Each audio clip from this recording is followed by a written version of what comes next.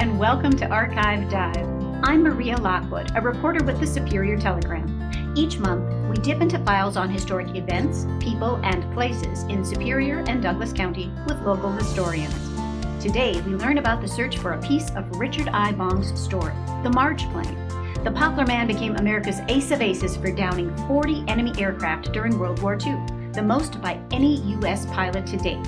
His most iconic plane was one he only flew for 3 months before it crashed in Papua New Guinea. Now, an expedition has discovered the crash site of the P-38 Lightning Marge plane. Helping us dive into the story today is Brianna Fiandt, Curator of Collections and Exhibits for the Richard I Bong Veterans Historical Center. Hi, Brianna. Thanks for joining us today. Oh, thank you so much for having me. It's great to be here. This is some exciting news. It's, I think, maybe the most exciting thing that's happened to the museum since we opened. Amazing. So when did this expedition head out to find the Marge plane? So they left on May 1st of 2024. And then we were actually in almost constant contact with them through Slack and through internet connections that they had with their Starlink system that they brought over there with them. So we found out on May 17th, we got confirmation that they had found the crash site. It was a P-38 airplane, and they had confirmed that it was the Marge plane. So it was sort of like the triple whammy. They got all three. Right away. And how did they confirm that it was the Marge plane? So the first thing they found was a data plate that said this is a P-38J. It was, I think, on a piece of the radiator equipment. And then as they got further into the wreck site, they found a piece of the wing, which was painted red. And that is iconic for Richard Bong's plane. That was not a typical marking that the Army would do. So he decided to paint his wingtips red. And then underneath the wing that they found the last 3 digits of the serial number for the plane, 993. So it was 100%, it is the Marge plane. Oh my goodness. How did you feel when you heard they had found it? I opened the email and I think my jaw just dropped, and I was so excited. So they left May 1st, but this is something that we have been working on almost a year. Wow. Since last summer. We've been working on getting this together and researching it and figuring out how to make it happen. So it's sort of the culmination of a year of work. Definitely. Just yesterday, when we're taping this, you announced that the plane had been found, and there was a media circus. Yes. Everyone's hard work, expertise, and perseverance have made it possible for us to reconnect with a vital part of the shared heritage that connects the United States and Papua New Guinea.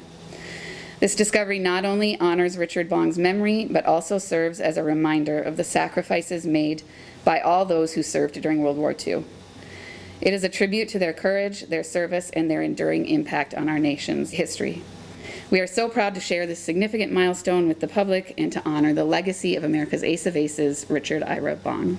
Now I would like to introduce Steve Kleiman. He is the project manager for Pacific Rex, and he's going to introduce his team. They are right now in Madang, Papua New Guinea. Hello, Wisconsin, and wherever you're tuning in from. Greetings from beautiful Madang, Papua New Guinea. My name's Steve Kleiman. I'm project manager for Pacific Rex. We are absolutely thrilled to join you guys today. It is an exercise in humility for us to partner with the Bong Center in its mission to honor the legacy of Richard I Bong. Justin Talon is founder and director of Pacific Rex. He has dedicated his life to documenting and preserving World War II aircraft. Justin has helped resolve countless missing in action cases. You want to tell these guys what you found? Hello, everyone. Wow, that's quite an introduction. I'm a little choked up. What can I say? This has been an incredible journey, incredible expedition. The first person to thank is Brianna Fiandt, who wrote me an email months ago and asked if P-38 Marge could be found. I replied to her honestly, saying, I don't know, but let's try and find out. Tell me a little bit about what it took for them to find this plane. What kind of conditions did they have to deal with? Yeah, so Papua New Guinea is a jungle environment. So I have sifted through most of the footage. I still haven't looked at everything yet, but they needed to fly to the capital city, Port Moresby. From there, they flew to a medium-sized city, Madang. Then they had to get on a boat and go up the coast to a smaller village area. And then they had to do a day-long hike out to the site. So through the jungle, through some, wet, humid terrain, lots of insects. So it was an adventure for sure. Definitely. Now, when they went out, this was the second day of the expedition. The first day they went out, they found a different plane. They did. The first site. So what they did is Justin would go to the villagers that were nearest to the sites they were trying to get to, and he'd say, "Can you show me where the crash sites are?" Apparently, they would usually say, "Okay, well, there's a couple." So that was the case this time too. There was a couple sites, and so they went to the first one, and it was a World War II aircraft site, but it was a Japanese Oscar. And that's a fighter plane as well, which was nice. That was also a site that hadn't been recorded before, at least as far as Justin knew. So it was a new to him site. So it helps him as he's mapping out all of these places. Wonderful. And then the second day, they went to the second crash site that the villagers had identified. Right. They went to the second site, and that was Marge. He said it took him a whole day to get to it. And then it's in sort of a ravine, so a lot of the plane was up on the top, but then a lot of the parts had gotten washed down the hill. So just from the video that I've seen, it looked like a pretty tough site to try to navigate. Wow. And that's true. These planes have been there for 80 years, right? Absolutely. Yeah, 80 years. There was a chance you weren't going to find anything. For sure. Anything could have happened. It could have gotten buried in a mudslide or washed away in a flood. So we went into this knowing that there was a chance we wouldn't find anything. Here's Justin describing what it was like to discover the Marge plane. When we located the crash site, it was an amazing experience. The plane has landed in a ravine in the jungle. Over 80 years, parts of the wreckage have eroded down a hillside through natural impacts. And we entered this ravine at the base and began walking uphill, seeing small parts and larger parts and larger parts. Immediately, I recognized those parts as associated with a P-38 Lightning, but it wasn't until reaching the top of the site where the plane initially impacted, where we saw the two engines sticking out of the ground and knew that this is the area of the cockpit and the center mass of the crash site, that we discovered the definitive ID of the plane. And what we learned is this P-38, without a pilot, probably went into the forest, nose down at high speed, enough that the engines were buried in several meters of soil, leaving only the tips of the propeller and the engine mounts visible above the surface. But amazingly, on that wreckage, we saw red paint. And Richard Bong's Marge had red painted wingtips, red painted tail tips, and red painted propeller spinners. I am humbled to work with this team. We got our hands dirty. We sustained minor wounds and scrapes and so forth, but we're back safe. And this is a great day for the Bong Center, a great day for Pacific Rex, and a great day for history. Wonderful. And it sounds like there had been logging in the area, but it hadn't touched that particular spot. Yes, that is I think when we had our press conference and he was talking about that, that's the first time I had heard of that as well. But yeah, so they were doing logging in that area and somehow that site escaped that, which was lucky for us. The pieces that are there, the wreckage that's there, that is not going to be coming back, correct? No, the team left everything in sight exactly as they found it. And in fact, they were very careful to preserve as well they could the piece that is identifying it as Marge.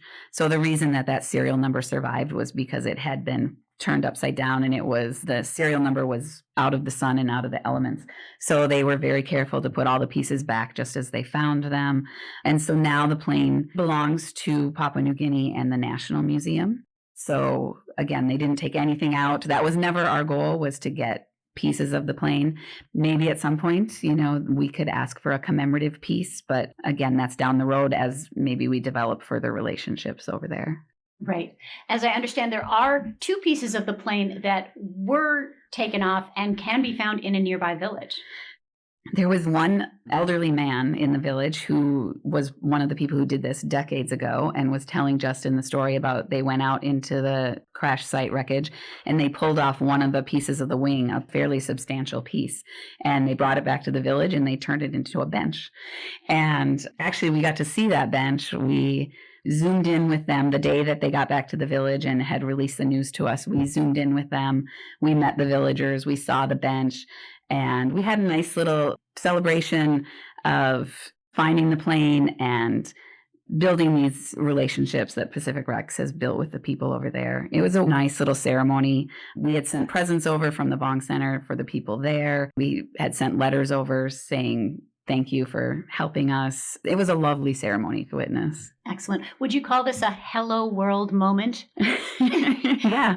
Yes. So we had, I think that this is not normal. It's not necessarily a normal thing for them. So we had Justin bringing all the kids over and saying hi to us via Zoom. And it was an amazing experience. Wonderful. And will you be continuing contact with the villagers, building relationships? I hope so. I mean, I think that this, from what Justin says, the site is not easily accessible, but not too hard either. So, I mean, it's possible that people who are very interested in this or other Bong Center staff or members could potentially put together another trip to go over there at some point and see it. I think there's also potential for ongoing relationships with the National Museum. One of the things I did was send a letter along with Justin introducing our museum to the National Museum and, just putting it out there that we would be open to doing some work jointly, some joint exhibits or some virtual programming together. We have a common shared heritage in Richard Bong, and it would be wonderful to extend those friendships beyond this project. Definitely. Now, as I understand it, there are thousands of wrecked planes in Papua New Guinea. It was really a beachhead during the World War II. What makes this particular plane so important?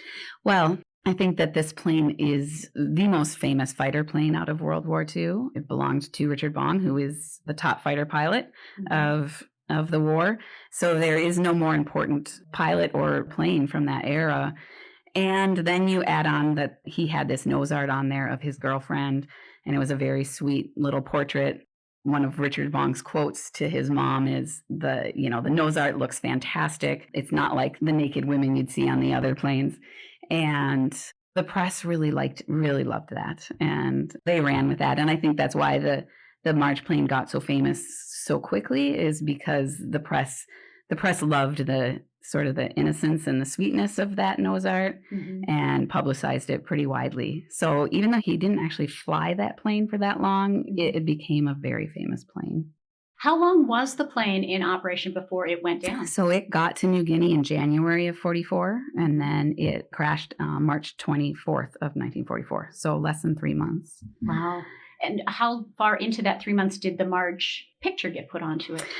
The Marge picture, I can't specify it to a day, but mid-March. So he flew the plane for a couple months, and he flew the plane with her markings on it for probably only a couple weeks. Oh, no. And he was not flying the plane when it crashed? No. There was another pilot, Tom Malone, who was flying that plane doing weather reconnaissance, and he did survive that flight. He was not in combat. He just had engine failure. So he bailed out, and then the plane crashed along the coast of New Guinea. Okay. Was Richard I Bong unhappy about this? He was, apparently. He was upset. This is the first plane that he had personalized as his own and hadn't gotten to fly it very long before it was gone. So, but then he did later admit, no, you know what, I was noticing problems with it the last time I flew it. So it's okay. Okay. I understand that this was not the last Marge plane, though. Were there additional Marge planes that were made? There were. So shortly after it crashed, Dick Bong returned to the States to do a war bond tour and to be at home for some gunnery training. And the military gave him a Marge plane to fly around in the States. So again, that helped ramp up the popularity and recognition of that plane. So he flew the Marge plane here in the States. And then there was another Marge plane when he went back to New Guinea that they recreated. But there's been no confirmation that he actually flew that Marge plane in combat. This plane that we just found, it is confirmed that he flew that plane and shot down 3 of his victories, or shooting down the enemy planes 3 times in that plane. And at the time that he got the plane, where was he on how many enemy planes had he shot down? So that plane, the Marge plane, had 25 Japanese flags on it. Each flag signifies one plane that he has shot down. So 25 at the time that he was flying And that he plane. shot 3 while he was And then flying the plane. yes, correct. When he put the Marge photo on, he did it a little differently than a lot of the folks did back then, right? It wasn't painted Yeah, on. no, and I think that's a common misconception. That picture is painted on, but it is not. Marge had given him her wallet photo from her graduation photo, and he had brought that back, and he had a good friend named Jim Nichols over there. And Jim was a photographer and knew how to do this kind of stuff. So he took it and he enlarged the picture, made it much bigger, and then they glued it to the plane, and then they put many, many coats of lacquer over it. And it wasn't just one picture, because I've seen planes where you can see the outline of where the picture should be. So it had come off mid-flight or something. And so then they would do it again and get a new picture and put it up there. So I think they replaced that picture at least once after it had come off. So tell us a little bit about the lady in the picture. How did Marge and Dick meet?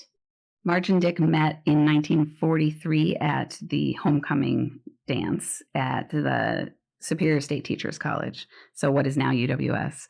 And Marge had been the queen the previous year, so she was crowning the new king, and they wanted Dick to come and crown the new queen.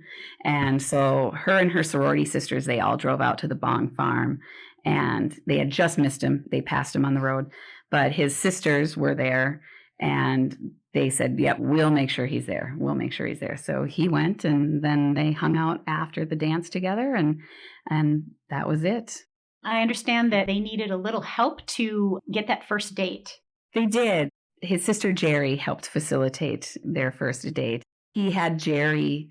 I always think this is so funny because, you think of the fighter pilots and, they're confident and they're the man. And, but he had his sister Jerry call Marge and set up a double date for them and then Jerry and her date. I was maid of honor at his wedding, so Marge and I knew each other at college. In fact, it was me who asked her for the first date. You were the one who got their first date together. Because he was out there and she was in school, and I was in school. And we double dated a lot. What did she think about having her face on the plane? Well, we never discussed that either. It was a surprise. It was a nice thing to do, and it meant a lot to him. It wasn't painted on. He had it enlarged, and they fastened it to the plane. Was it love at first sight? I think so, because he had told his mom that he wasn't going to get serious about anybody and he was going to play the field and he would never marry anybody while he was in combat. But once they met, he never dated anybody else or saw any other women. Oh. And it wasn't that much longer when he was then brought home for good, right? Right. So they met in 43, and then the end of 44, he had shot down his 40th confirmed plane. And that's when they pulled him out of the field and brought him home. And they got married in February of 45. Wonderful. And how long were they married before he passed? Less than 6 months. So they got married February 10th of 45. They ended up going out to California and settling in Burbank. And he became a test pilot at Lockheed. And on August 6th, 1945, he went in. He wasn't even supposed to be working that day, but he went in and took a plane up and something malfunctioned and he didn't get very far off the ground. I think he knew he couldn't get the plane up. It was headed towards a residential area, so he stayed in the plane long enough to shift it over into an empty field. By the time he'd done that, he had lost too much altitude. So he did get out of the plane, but his chute didn't open and he was killed. No. Tell us, back in the day when Richard Bong was the ace of aces, how big of a celebrity was he? He really was nationally known. When he and Marge got married, they were one of the top 10 weddings of the year. They were on the cover of the Chicago Tribune magazine. They had to do their wedding 4 or 5 times, so that once for themselves and then multiple times for radio. And when he passed away, unfortunately, he passed away the same day we dropped the bomb on Nagasaki. And so if you look at the headline from the Los Angeles Times, the morning edition, it says really big print, Major Bong killed. And then under that, it says, by the way, we dropped a bomb. Wow, he was So that he was big of he an was really icon. that famous. And unfortunately to the general public, he's been largely forgotten now, but within aviation circles, within military circles, he is still very well known and considered a hero and our top American pilot. What do you hope this discovery will bring to Superior, to Poplar, to the historical center, to the country? Yeah. Well, I hope it brings a broader recognition of Richard Bong and his contributions to World War II, because they were very significant. And I hope that we can bring, people to the museum to learn his story and to learn the story of all of our veterans that are so important to us. So you obviously can't bring the plane back. Mhm. You have all of this footage. You have all of this information that you've gathered. What are you going to do with it? What are the next steps? Well, I'm really hopeful that we're going to create an exhibit. And one of the greatest things about this experience was the ability to share so much almost real-time information where they could upload pictures to us within a few hours of taking them. Other than being there, it was the closest we got to experiencing it with them. I would love to recreate that for our visitors. So to bring them into the room and through the pictures and through the video, take them on this expedition to find the plane and let them see what the team experienced, and then talk about how important this plane is and what it means to the country that we have found it. Now, a lot of people will say, hey, I remember seeing that plane, and it was in Poplar. That was not the original Marge plane. No. That was a replica? That was. So it was given to Poplar in 1949, and then it was put up on the pedestal in 1955. So that was, yes, it was given to Poplar by the Air Force. It never left the United States. It did serve in World War II, but stateside only. And then it was put up on the pedestal, and it stayed there until the 90s. Then it was brought down. It was heavily damaged through all the winter weather and rain, and was taken up to the 148th and then restored with the Marge markings. And then when we built the museum, the plane was returned into the museum, the half-built museum, and then we built the rest of the museum around it. Wonderful. Okay, so if people come to the museum, they'll see the replica that Yes. once was out at Poplar. 'Cause Yes. folks who live out in the county remember seeing it, I'm sure. Yes, it is the same plane. Wonderful. Is there a Poplar connection to all this? I know it's almost 8,000 miles from Poplar Mhm. to Papua New Guinea, Mhm. but could there be a local connection? So one of the things that we are exploring right now is developing a sister city relationship between Poplar and Madang over in Papua New Guinea. So that's the closest city to where the Marge plane crashed. And they just have such a unique shared heritage here, and both are agricultural communities. It just seems like a really good fit. So there is some exploration going on. The governor of Madang is interested. The village board at Poplar has expressed interest in exploring it and seeing how it would work. So I think I would love to see some long-term connections happen. Wonderful. But you can finally say you found her. Yes, we found her. Wonderful. Thank you so much, Brianna. Oh, thank you. And thank you for listening to Archive Dive. New episodes are available monthly at superiortelegram.com or wherever you listen to podcasts. If you have a topic you'd like us to explore, email me at mlockwood@superiortelegram.com.